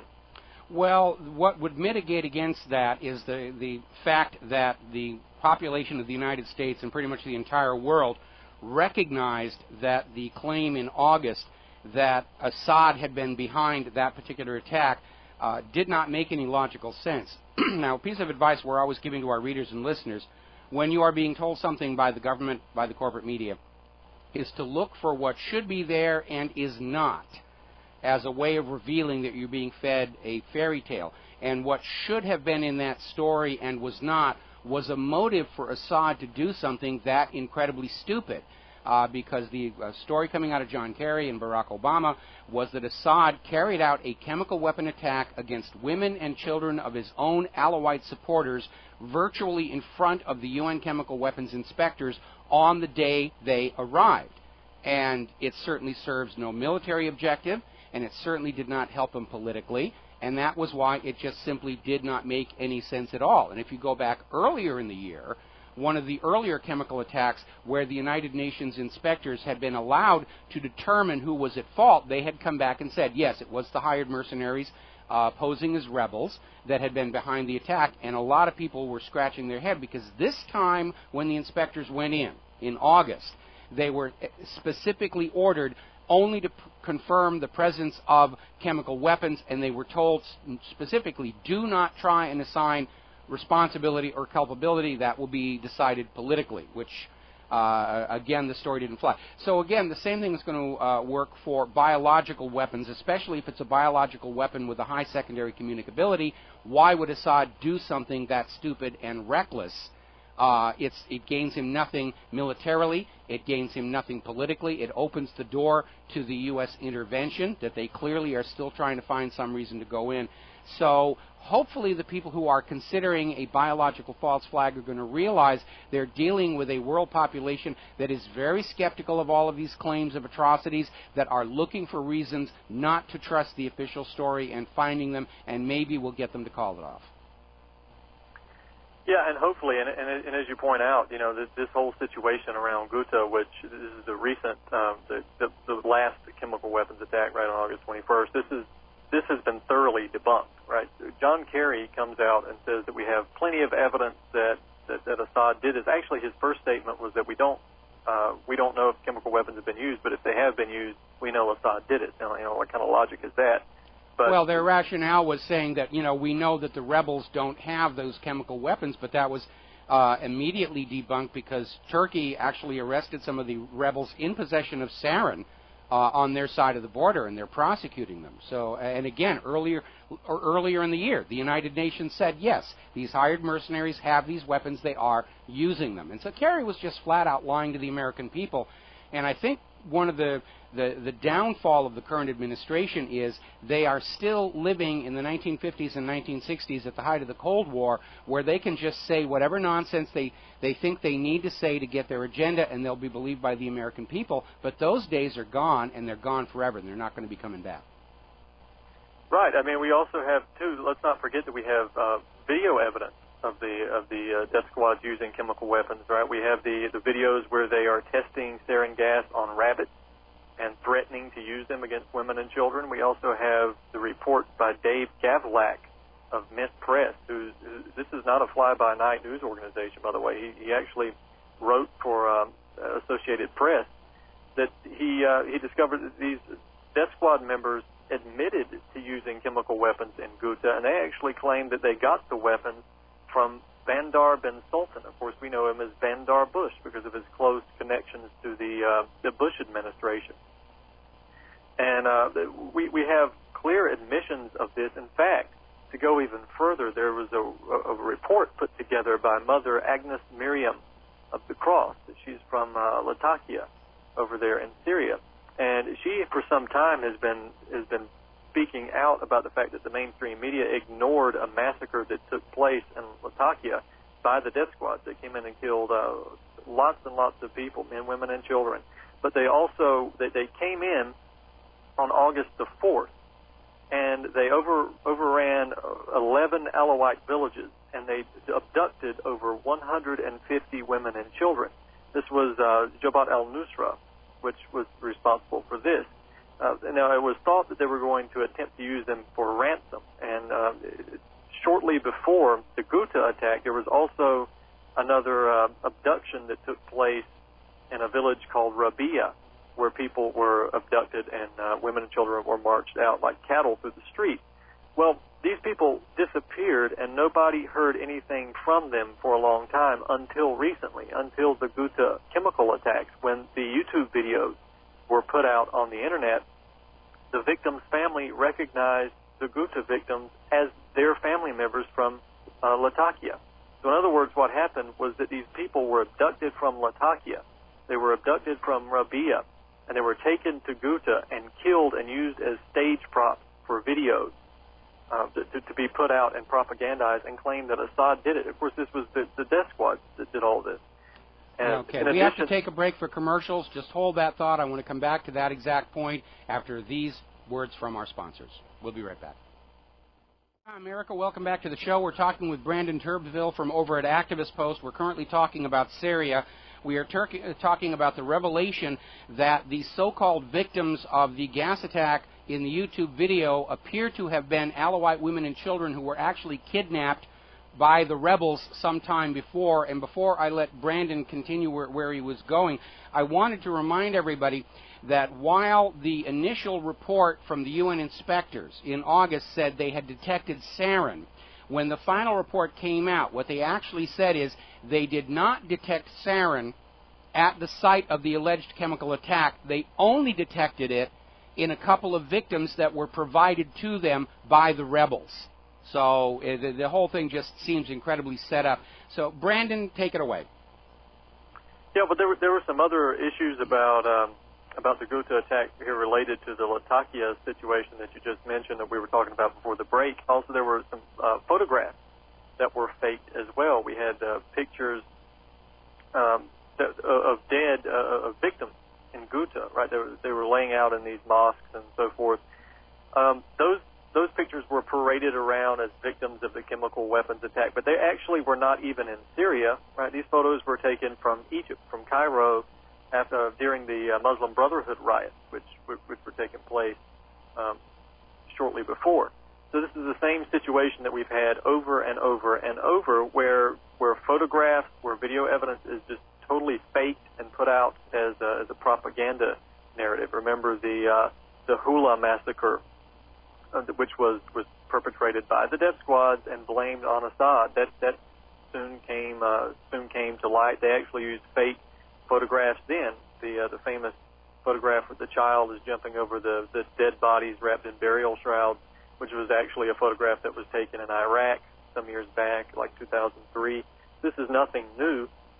Fortunately, the propaganda narrative did unravel fairly quickly, and that's a good thing. There is also some more concerning evidence, right? We're actually not related to Ghouta, but when I mentioned Mother Agnes Miriam, you would think, if things were as they would seem, that human rights organizations such as Amnesty International and Human Rights Watch would want to investigate such claims, especially when they have really credible evidence and credible reports behind them. But, of course, what happens is when Mother Agnes Miriam comes out with her report regarding the Latakia and Ghouta situation, she gets slandered by Human Rights Watch. And this is, of course, the MO of these international organizations that are supposedly there to defend human rights. I did an article recently about Doctors Without Borders. Right? Doctors Without Borders is now calling on Assad to allow them full access to the country. Now, at first glance, one might say, well, what's wrong with that, right? This is a human rights organization. They're providing medical aid. Why won't Assad allow them full access to the country? Well, he has good reason not to. He has good reason not to trust organizations like Doctors Without Borders. These organizations, for instance, just Doctors Without Borders, is funded by people like Goldman Sachs Wells Fargo, Citigroup, Bain Capital from Mitt Romney's Bain, Microsoft, Google. In other words, banks, large banks that are also involved in the military-industrial complex. They're not to be trusted.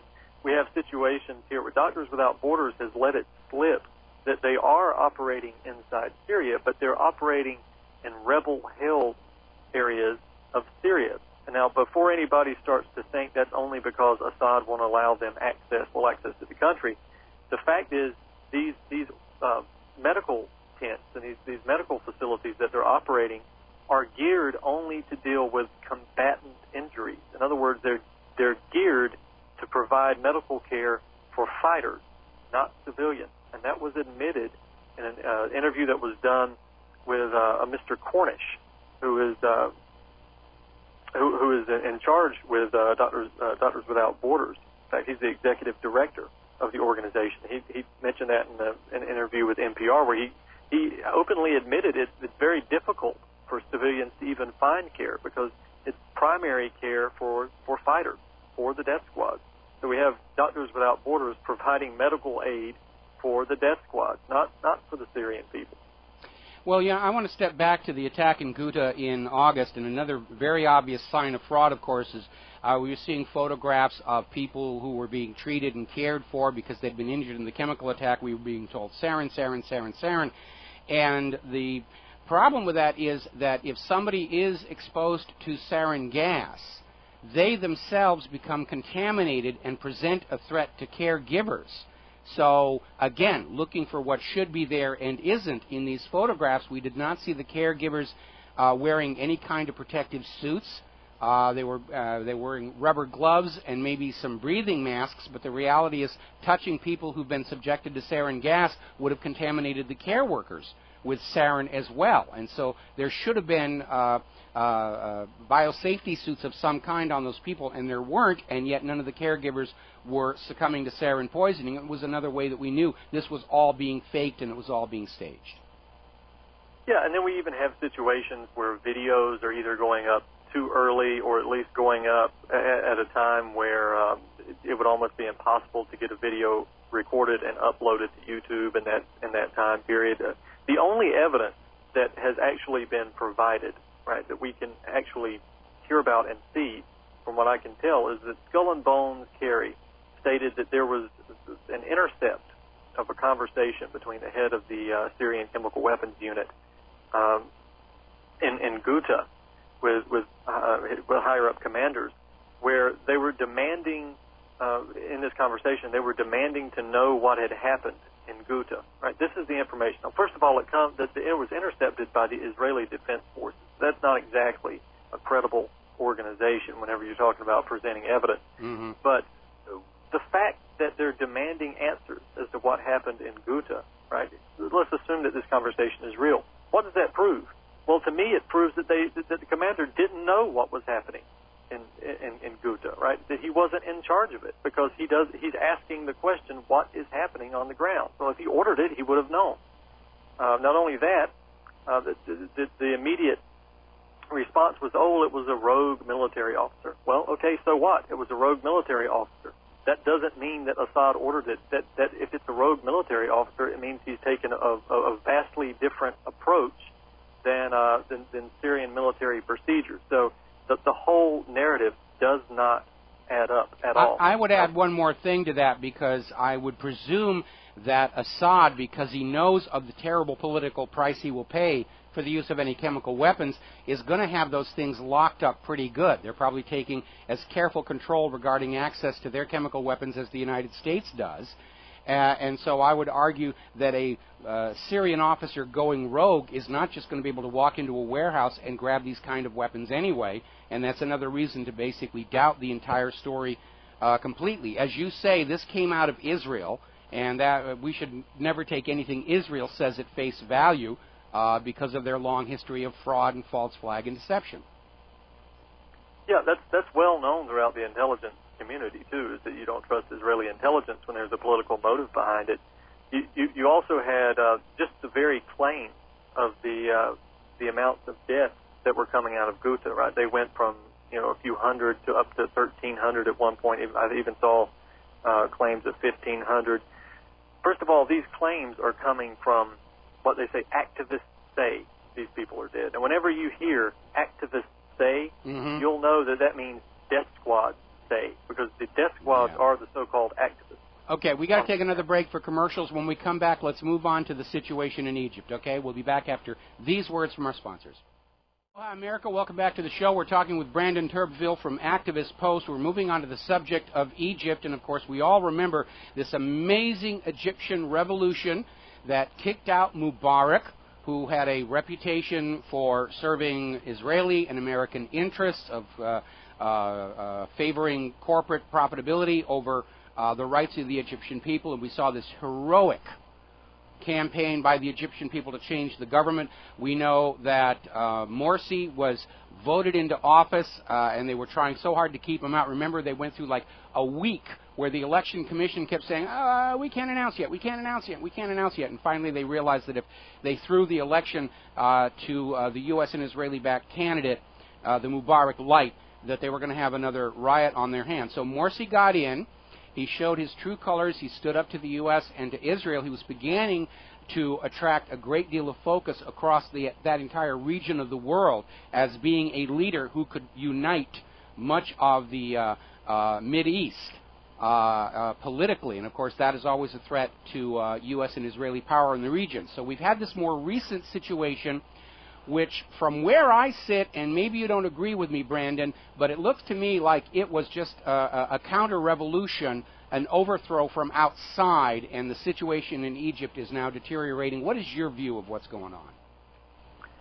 Well, yeah, I would take a slightly different position here, Mike, on this the Egyptian situation. Morsi, you were right to say that Mubarak was nothing but a tool of the United States and the Israelis. That's exactly what he was.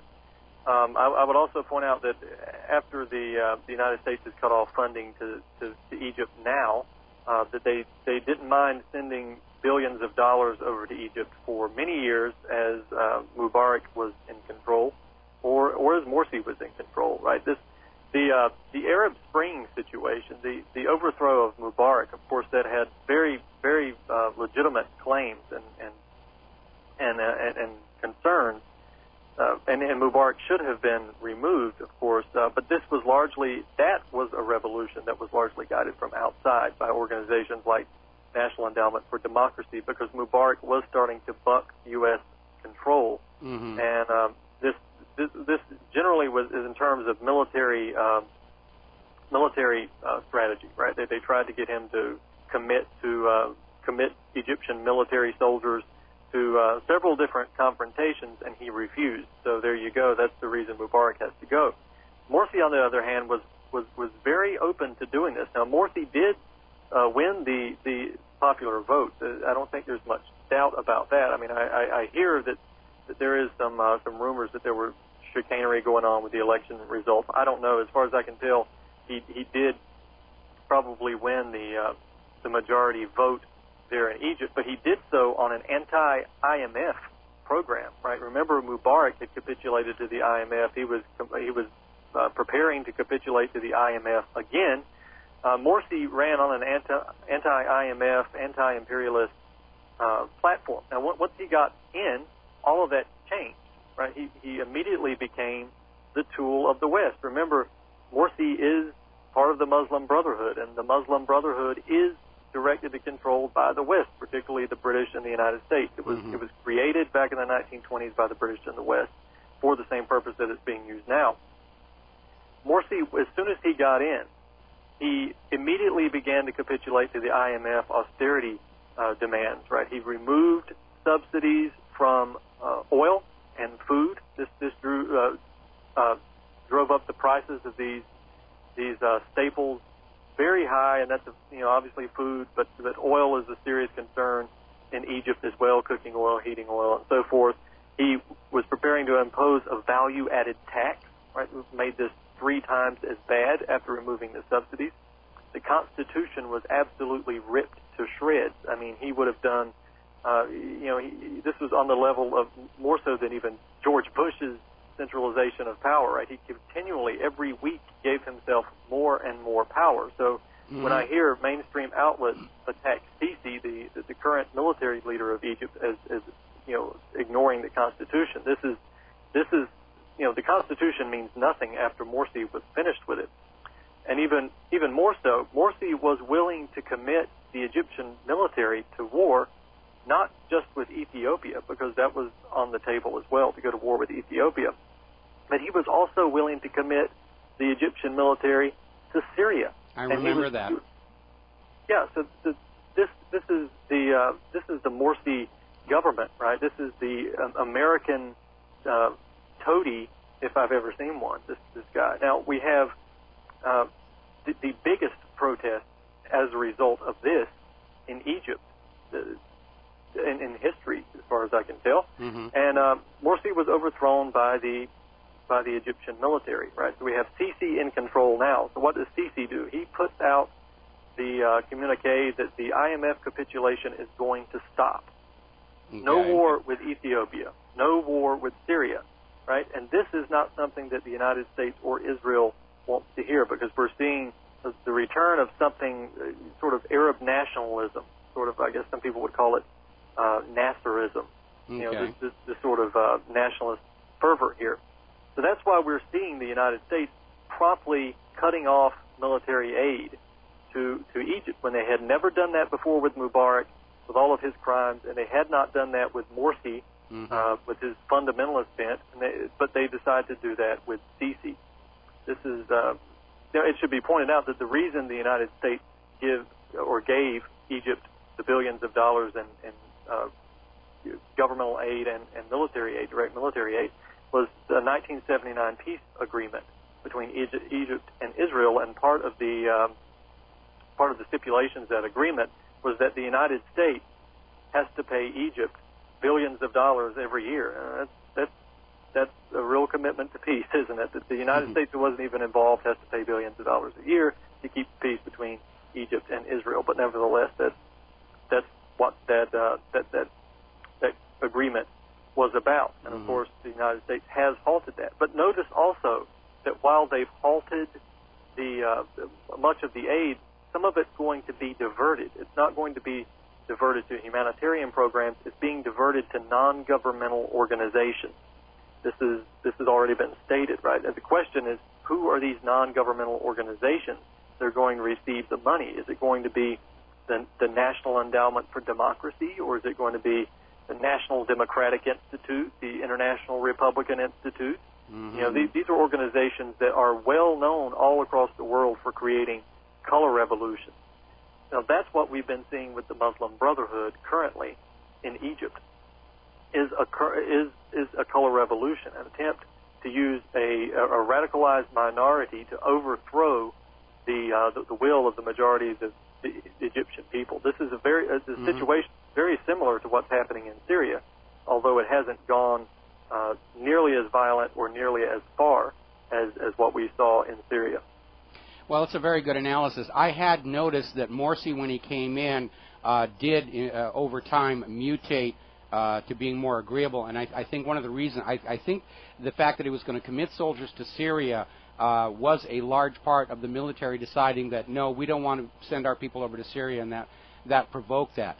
So I think the situation, if Sisi is in fact refusing to tangle up the country with the IMF, this is going to present a real problem for the United States, because the United States can't just go in there and invade Egypt the way they did Libya. So I think you're probably right. The attempt to change Egypt back to something more tractable to the IMF is probably going to be done through these non-governmental organizations. We're almost out of time here. Would you please share with our listeners the website where they can go and read more of your analysis? Sure, they can go to activistpost.com. My work comes out there regularly, and they can, if they want to see my articles specifically, just click on the Contributors tab and find my name, and you'll see some of my recent articles up there. It's activistpost.com. And the name you want to click on is Brandon Turbeville. I hope I pronounced that correctly. That's correct. Okay, close enough for country and western. All right, well, Brandon, thank you very much for spending time with us today, and I wish we had a little bit more time, but we're coming up here on the end of the show, and I got a couple of headlines I got to get to, and we're going to let you go right now. So, getting back to some other news that's out there. Earlier in the show, we were talking about how millions of Americans are losing their current health care insurance under Obamacare. The most recent number on that now is 16 million Americans. 16 million Americans are losing their current health care insurance under Obamacare. What happens if between the time their current policies are canceled and they're finally able to work through the Obamacare website and get new insurance? What happens if they get a catastrophic illness or an accident? They will be financially destroyed. There is a huge, huge problem getting ready to happen. We're going to take a break for commercials. We'll be right back. Aloha, America. Welcome back to the show. Latest poll numbers are proving that a majority of Americans, actually 2/3 of Americans, do not trust the corporate media and anything that they say. They have lost faith in corporate media to report the news accurately. And it basically tells us that we here in the independent media are winning the war for the minds of Americans. We're getting their audience, which we could get their advertisers, but we are winning. And I know the corporate media is always whining about the blogs and the independent media and how they're damaging their business and their ad revenues are down. No, we didn't do that.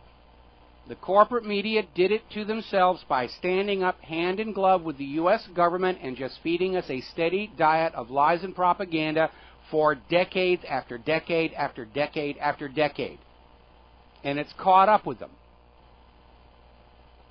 And the corporate media did this to themselves. We, the independent media, we wouldn't even exist if the corporate media had actually fulfilled its traditional role of honest reporting on government wrongdoing, which is the reason they have that First Amendment to begin with, to allow them to report on wrongdoing by the government without fear of reprisal. But the corporate media basically sold itself to corporate and governmental interests, and now it's caught up with them, and they're whining and crying, oh, we're suffering so hard to be those gosh darn bloggers out there. They did this to it. No, we didn't. Nobody here in the independent media set out to say, we're going to start this little grassroots phenomenon to destroy ABC, CBS, NBC, CNN, Fox. Easier ways to make a living, I can assure you about that. The corporate media and government lies made us. We are the result of a nation that recognized they're being lied to and understanding they need to know what's really going on. That's why we're here. That's why you're listening to this show. Like I said at the top of the hour, I was absolutely delighted when my wife and I went down to Safeway yesterday. I actually got recognized by the meat department manager and the produce manager, and they're on opposite sides of the store. And it tells us that the American people know something very bad has gone wrong with this country, and they're trying to find out what, and that's why they're tuning in and listening to our shows. We've crossed the threshold. The majority of the American people and the people around the world are abandoning corporate media propaganda, and they're getting the information they need to have from here at Republic Broadcasting. Now then, getting back to some science and health stories to finish the show out with, there is a new report that is saying that popular sunscreens, rather than protecting your skin from solar radiation that can cause cancer, are in fact carcinogenic themselves. And you go out and you slather on this stuff and you think you're being protected from sun's radiation, and maybe you are. But apparently a lot of the popular sunscreens, the chemicals they have in there to block solar radiation, are in fact themselves cancer-causing. No problem.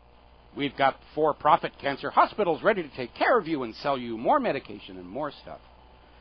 Somebody earlier today in email was asking, how my health is doing, and I think for a 61-year-old guy I'm doing pretty good. And I seem to have avoided most of the chronic ailments that my contemporaries are dealing with because, thanks to my wife, I eat healthy and I stay away from doctors and hospitals. GMO labeling, of course, is coming up for another fight this next election. There was a big brouhaha over money laundering to conceal sources of money for the No on GMO labeling campaign. The identity of the funders of the anti-labeling campaign is now becoming known. PepsiCo, 1.6 million, Nestle, 1 million, Coca-Cola, 1 million, General Mills, 500,000, ConAgra, a little over 250,000, Campbell Soup, 265,000, Hershey Company, 248,000, the J.M. Smucker Company, 241. If it says Smucker's on the label, it has to be good. Well, it has to be GMO, apparently. Kellogg, 221,000. Mondelez Global, 144,000. These large corporations do not want you to know what you are putting in your mouth. And by virtue of this campaign to prevent GMO labeling, we know, they know, GMO is harmful. Because if GMO were beneficial, if it was good for you, it would be all over the label. New and improved contains more GMO than our competitor's product. They're going with GMO because they think it will improve their bottom line, profitability. But we know that the American food industry, left completely free by the supposed agencies that are supposed to keep an eye on them, FDA, USDA, they have loaded up corporate manufactured food with all kinds of very questionable chemicals, monosodium glutamate, aspartame, high fructose corn syrup, and now GMO. I'm a big label reader when I go to the supermarket. I have this little Swiss Army knife with a magnifier so I can look at that little tiny fine type they'll put in there. And my rule of thumb, if I can't actually pronounce it, I'm not going to put it in my mouth or on my body. And I absolutely stay away from food products that have dimethyl hyper as an ingredient. Not because I know that dihydromethyl is bad for me. I don't know that it's good for me. Look at the games they play with monosodium glutamate. Now, it's promoted as a flavor enhancer, but what it actually does is it confuses the signal in the brain that says, I've had enough to eat. And food manufacturers love it, because when you are dosed with MSG, you will eat more of their product, which means you'll go back to the supermarket sooner to buy more of it. And they know that people want to avoid it. Some people, like myself, I'm one of them, MSG is a migraine trigger. I have to avoid it very much. And they use euphemisms. They don't want to call it monosodium glutamate.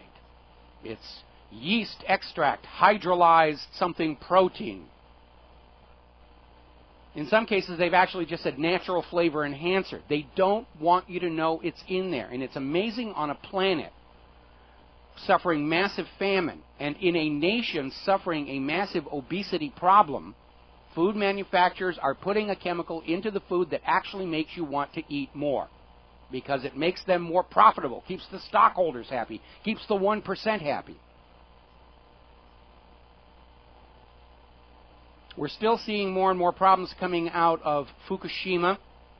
Apparently they just got hit with another typhoon over there, and once again the water runoff overtopped all of the ponds and safety barriers they had and simply poured more contamination into the Pacific Ocean. They're now finally getting down to the center of reactor number 4 and discovering that it is not going to be as easy to dismantle that core and remove the fuel rods as they thought. And of course, the risk with the fuel rods is, even though they are used up, partly, they can still start to spontaneously fission if they are allowed to get too close to each other. It's a very, very messed up situation. Alrighty, I'm going to go back here. I want to reprise something that I think is a real crisis in the making.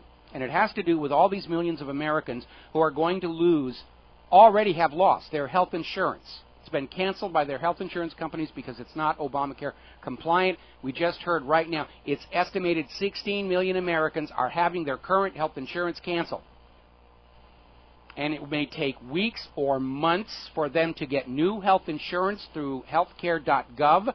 And during that period of time, They don't have coverage. If something bad happens to them, these people are going to be financially wiped out through no fault of their own. Somebody in Congress has to stand up and say, we've got to have an emergency bill, fast-track through Congress. Your current health insurance cannot be canceled until you actually have your new Obamacare-compliant insurance package. That's an absolute must. It's got to happen. Call your local Congress critters, see if you can get them to introduce a bill. There's the music. It's time for us to get on out of here. We'll be back tomorrow on the Republic Broadcasting Network. Don't forget to hit that donate button over at republicbroadcasting.org. If you're buying physical silver and gold, and you should be, Republic Trading Group. They will take good care of you over there. We'll be back tomorrow. Aloha, America.